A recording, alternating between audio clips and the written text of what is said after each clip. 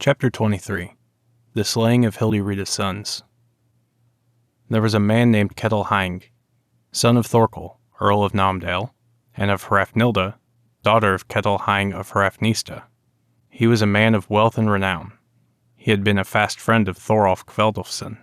He had been out on that expedition when forces gathered in Hålogaland with the intent to join Thorolf, as has been written above. But when King Harald went south, and the men knew of Thorolf's slaying, then they called a gathering.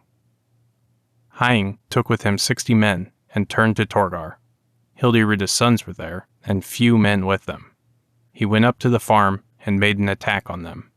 And there fell Hildirida's sons and most of those who were there. And Haing and his company took all the wealth they could lay hands on.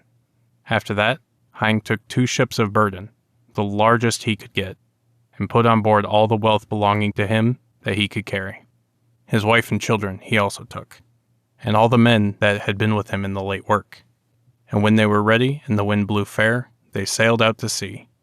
A man named Baug, Haing's foster brother, of good family and wealthy, steered the second ship.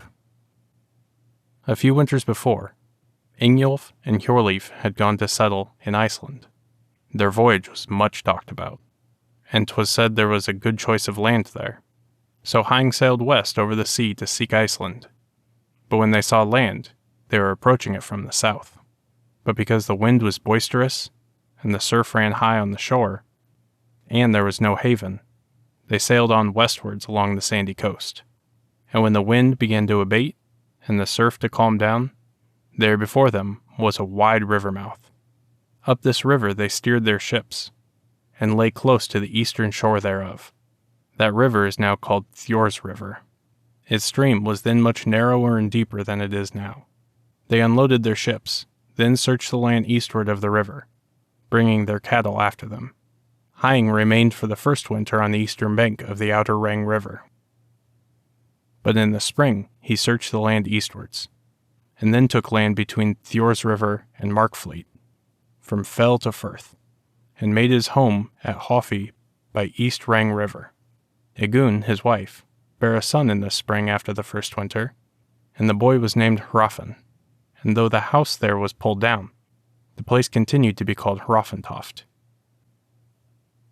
Haing gave Baug land in Fleetlith, down from Mark River to the river outside Breidabulstead, and he dwelt at Lythend.